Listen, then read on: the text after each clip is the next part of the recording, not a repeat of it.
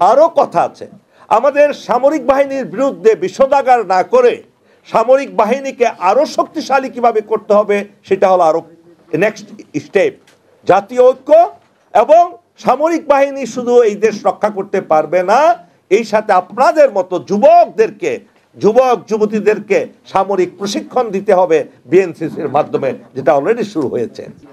আপনারা আগামী নির্বাচনে ভুলেও কোনো দলকে ভোট দিবেন না, কোনো মার্কাকে ভোট দিবেন না, চোর বাটপার লুটেরাদেরকে ভোট দিবেন না, গুন্ডা বাহিনী যারা লালন পালন করে চাঁদাবাজি করে তাদেরকে ভোট দিবেন না। ভোট দিবেন কাদের?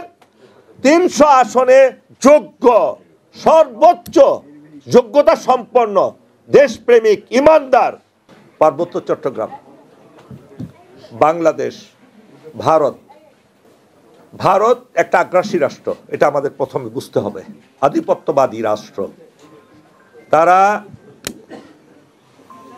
ব্রাহ্মণ্য বাদ দিয়ে এখন ভারত কায়েম করতে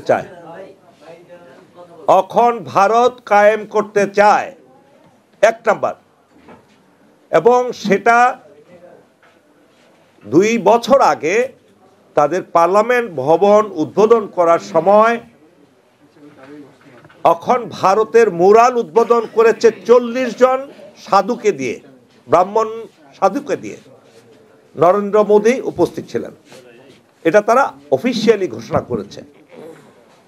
ভারত বাংলাদেশকে দখল করবে ছলে বলে কলে কৌশলে, এই চেষ্টা তাদের নিয়মিত হচ্ছে। সেজন্য তারা কি করেছে? প্রথমত বাংলাদেশে তাদের নিজস্ব রাজনৈতিক দল সৃষ্টি করেছে। সেটা শুধু আওয়ামী লীগ নয়, আওয়ামী লীগের সাথে আরো অনেক দল আছে যারা প্রত্যক্ষ বা পরোক্ষভাবে তারা ইন্ডিয়ার বা ভারতের স্বার্থ তারা কায়েম করার জন্য অনবরত কাজ করছে, নিয়মিতভাবে কাজ করছে। এই জিনিসটা বুঝতে হবে। প্রথমত ভারতীয় দালাল দল তৈরি করেছে, রাজনৈতিক দল। তারা সেখানেই শেষ করেনি, তারা প্রশাসনে তাদের লোক ঢুকিয়েছে, আমাদের সামরিক বাহিনীতে তাদের লোক ঢুকিয়েছে, পুলিশে লোক ঢুকিয়েছে, দেশের সকল অঞ্চলে তাদের লোক আছে। তারা প্রথম টার্গেট করেছিল আওয়ামী লীগকে ক্ষমতায় বসিয়ে রেখে দেশটাকে একেবারে দুর্বল করে দিলে অটোমেটিক ভারতে সেটা দখল করবে, সেটা পারেনি। এর ছাড়াও তাদের ব্রিগেডিয়ার জেনারেল আব্দুল্লাহিল আমান আজমি বলেছেন পার্বত্য চট্টগ্রাম সমস্যা, পার্বত্য চট্টগ্রামটা হলো তাদের প্রথম টার্গেট। এটাকে তারা নিয়ে নিতে পারলে বাকি অংশটুকু নেওয়া খুব সহজ হয়ে যাবে।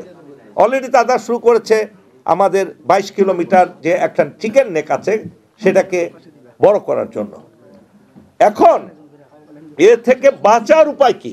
সংক্ষেপে যেহেতু কথা বলবো, সবাই বড় কথা বেশি কথা পছন্দ করেন না। আমাদের করণীয় কি? আমাদের করণীয় হলো 36 জুলাই যেভাবে আমরা আন্দোলন করেছি, দালাল ছাড়া সবাই ঐক্যবদ্ধ হয়েছি না আমরা? এইভাবে আমাদের সকলকে প্রথমত ভারতের বিরুদ্ধে অবস্থান গ্রহণ করতে হবে। ইনিয়ে বিনিয়ে অনেক পলিটিক্যাল পার্টি গজে উঠছে, তারা ভারতপন্থী হয়ে ক্ষমতায় যাওয়ার জন্য, ভারতের সহযোগিতা নিয়ে ক্ষমতায় যাওয়ার জন্য, ভারতের সাহায্যে ক্ষমতায় যাওয়ার জন্য, এবং ভারতকেই তারা নিয়ামক শক্তি হিসেবে মনে করে ক্ষমতায় যাওয়ার এবং ক্ষমতায় টিকে থাকার, যেটা আওয়ামী লীগ করেছে। এদের থেকে আপনাদের সতর্ক থাকতে হবে।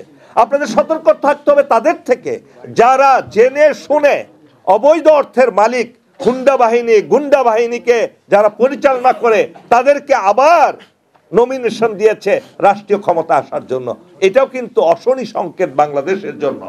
প্রিয় ভাই বোনেরা, আরো কথা আছে, আমাদের সামরিক বাহিনীর বিরুদ্ধে বিষোদাগার না করে সামরিক বাহিনীকে আরো শক্তিশালী কিভাবে করতে হবে সেটা হলো আরো নেক্সট স্টেপ।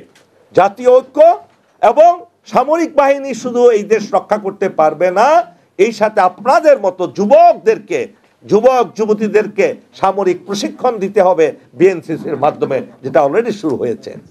নেক্সট হলো, তারা আমাদের দেশ দখল করতে চায়, আমরা কেন বসে থাকবো? ডক্টর ইউনূস বলেছেন না 7 সিস্টারের কথা? যতক্ষণ না পর্যন্ত আমরা এই 7 সিস্টারকে বিচ্ছিন্ন করতে পারবো, 7টা আলাদা রাষ্ট্র কায়েম করতে পারবো, ততক্ষণ পর্যন্ত বাংলাদেশ নিরাপদ নয়। 7টা রাষ্ট্র কায়েম করতে হবে এবং সেই জন্য লোকেরা বসে আছে, কিন্তু আমরা সাহায্য করতে পারছি না তাদেরকে। এটা আমি গোপনে বলছি না, প্রকাশ্যেই বলছি, আপনার সার্ভাইভেলের জন্য। তারা যদি আমাদেরকে দেশ দখল করতে পারে, আমরা কেন তাদের নতুন রাষ্ট্র সৃষ্টি করতে পারবো না? অনেকে বলে প্রতিবেশী বদলানো যায় না। আমি বলি প্রতিবেশী বদলানো যায় না ঠিক, কিন্তু নতুন প্রতিবেশী তৈরি করা যায়। সেই নতুন প্রতিবেশী আমরা তৈরি করার মাধ্যমেই আমরা এই বাংলাদেশকে একটি স্বাধীন সার্বভৌম রাষ্ট্র হিসাবে কায়েম করতে পারবো। সর্বশেষ, আপনারা আগামী নির্বাচনে ভুলেও কোনো দলকে ভোট দিবেন না, কোনো মার্কাকে ভোট দিবেন না, চোর বাটপার লুটেরাদেরকে ভোট দিবেন না, গুন্ডা বাহিনী যারা লালন পালন করে, চাঁদাবাজি করে, তাদেরকে ভোট দিবেন না। ভোট দিবেন কাদের? 300 আসনে যোগ্য, সর্বোচ্চ যোগ্যতা সম্পন্ন, দেশপ্রেমিক, ইমানদার এইদেরকে যদি আপনারা নির্বাচিত করতে পারেন এবং আমলাদেরকে যারা পরিচালনা করার সক্ষমতা রাখে তাদেরকে যদি নির্বাচিত করতে পারেন, বিশ্বাস করেন আগামী 5 বছরে এই দেশ একটি শক্তিশালী উন্নত দেশ হিসাবে আবির্ভূত হবে। এই কামনা রেখে আমি আমার বক্তব্য শেষ করছি। আল্লাহ হাফেজ।